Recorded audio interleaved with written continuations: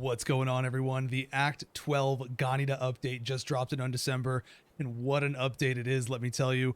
I'm not going to bore you, I'm just going to jump into it and start off with saying they removed pay to win from the game. Straight up.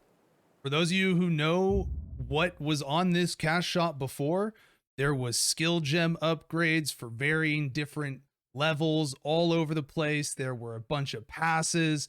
There were a bunch of items that were directly purchased for diamonds. There was a slew of things that were monetized for this game. Now, this is it. It is now skill skins, so like visual effect changes for your skills, visual effect changes for your movement, running, your footsteps, cosmetic outfits, and then your premium stash tabs. You still got to pay for things like currency tab and stuff like that, but I mean, you know, if you're willing to do it for PoE, you got to be willing to do it here. And it's all account wide. They've made everything account wide, and if you bought stuff previously, you got diamonds refunded to you. That's the store currency. So this stuff's been made account wide in terms of your premium tabs, and then your general storage you can get through rubies, which you get by selling stuff on the auction house. The only thing you have to buy with diamonds is the Zodiac Walker, which doesn't have any power progression to it.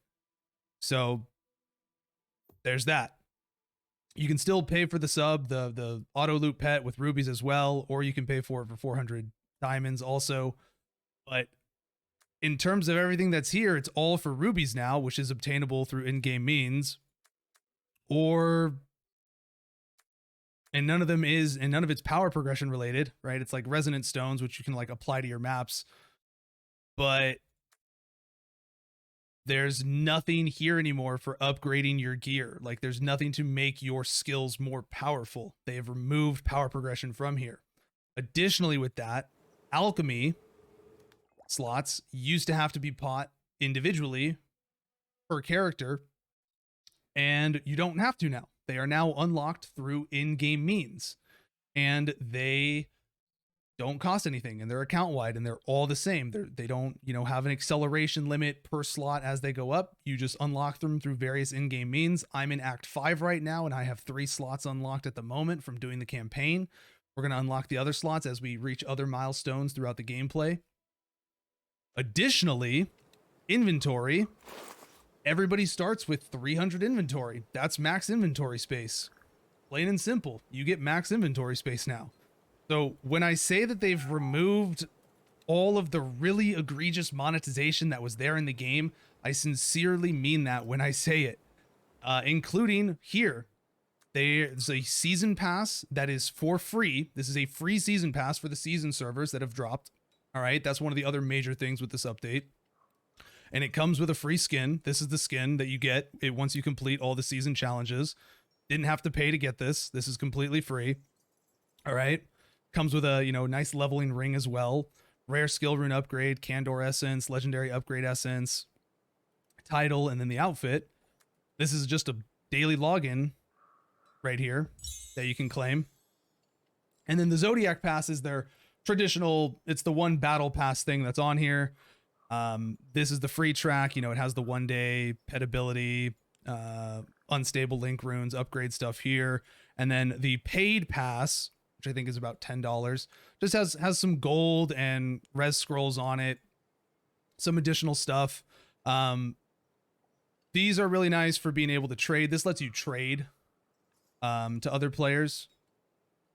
Converts an item to allow it to be traded at the auction house. These are for very specific things. These are probably the most valuable thing on here. But you can get these through in-game means as well. And then at the very end, the best thing on here is an improved rare skill rune selection chest. So you get to select a rare skill rune. This is the most power that is available for purchase. And this isn't even powerful because, well, with season mode, there is dramatically improved drop rates, as well as they've improved the rewards that you get from doing the achievements. So much so that we've already gotten multiple yellow rune upgrade essences available, and we're only in Act 5, and that's only going to go up as we get into mapping and all those other sources. So, you know, is there still one thing there? Yes, but it is in the most minor form possible of what has existed previously compared to when the game was first out. But you know, I understand if that's still like a problem for some of you, but you know, the current state of the game is very much so, like, you know, the fact that this cash shop is what it is now is incredible. They do have a new director in charge of the game, and so maybe that has something to do with this, but they've done an incredible turnaround on the game. This is a complete 180 from how the game first came out.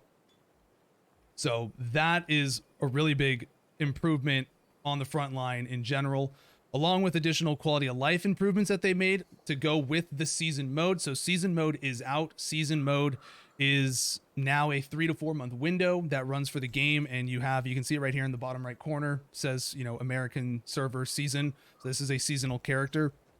And so these characters have greatly increased loot drop as well as increased progression. So your chaos statue is going to level up faster, and you're going to get better loot drops. You have increased loot drop benefits. That's part of why we've gotten this amount of loot like already in terms of what you see in our storage for currency and upgradable materials. So that's really beneficial as well. Big improvements with that season mode, and it's been a lot of fun. They've made a tremendous amount of other quality of life changes. A bunch of skills that were originally synthesis skills have been made obtainable via the vendor, and have normal quality versions of themselves, like Spinning Dagger. This used to be a rare synthesis skill. You can now get a basic normal version of it, be it at a vendor or through synthesis. And some other runes that were synthesis based, like link runes, like Persistence, are now available at the vendor as well. You just have to get to the appropriate act for it. Additionally, alongside that, they've increased the stat counts of various different items and currencies to help with managing inventory space. And in general, they've just greatly improved a lot of the skills that are used as well. They've made a lot of improvements to abilities that were not used very much, that were undervalued or underutilized, and they've made improvements to them to make them more interesting or better now and make them more viable. So they've actually done a really great shakeup on a lot of abilities, and changed a lot of values and changed the functionality of some skills.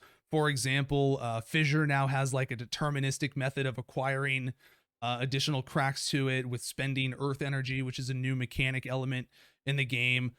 Earth Blow originally had a buff that dropped off as soon as you stopped moving, and they've changed the way the buff works to give you more crit rate and crit damage per stack, as well as increased area of effect, and the stacks drop off every 0.2 seconds while moving.